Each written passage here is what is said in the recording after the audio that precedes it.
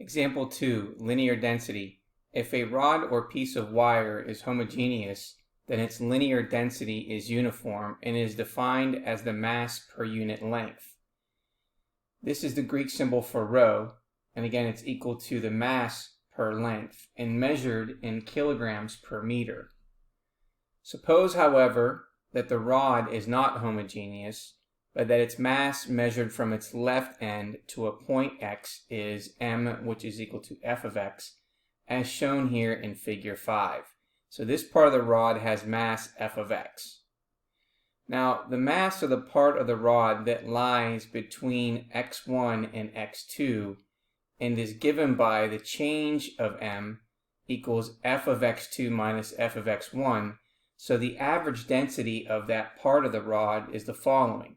The average density is the change in the mass over the change in x, which is equal to f of x2 minus f of x1 over x2 minus x1.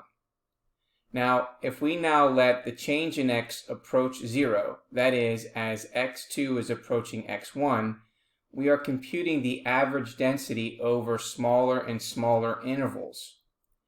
The linear density rho at x1 is the limit of these average densities as the change in x approaches 0.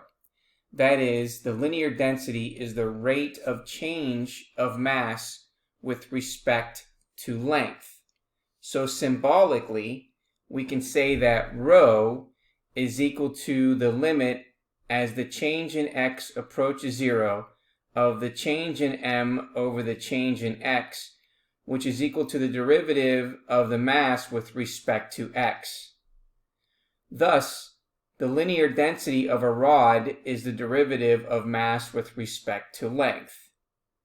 So, for example, if we let the function m, which is equal to f of x, which is equal to the square root of x, where x is measured in meters and m in kilograms, then the average density of the part of the rod given by x being in between 1 and 1.2 inclusive is the following. So what we want to do is we're finding the change in the mass divided by the change in x. Well, that means we want to find f of 1.2 and subtract f of 1 divided by 1.2 minus 1. So if we're going to use this function, the square root of x, then it means we're going to have the square root of 1.2 minus the square root of 1 all over 0.2. And therefore, this is going to give us approximately 0.48 kilograms. And the units, again, up here are kilograms per meter. So it would be approximately 0.48 kilograms per meter. Okay, now, wow, the density right at x equals 1 is going to be the following. So what we want to do is we want to find out rho.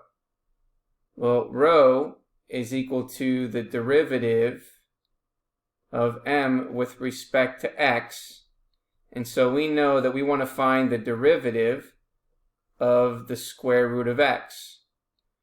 Well, recall that we know that the derivative of the square root of x, remember that this is x to the 1/2, which then gives us 1/2 x to the negative 1/2, which then becomes 1 over 2 times the square root of x.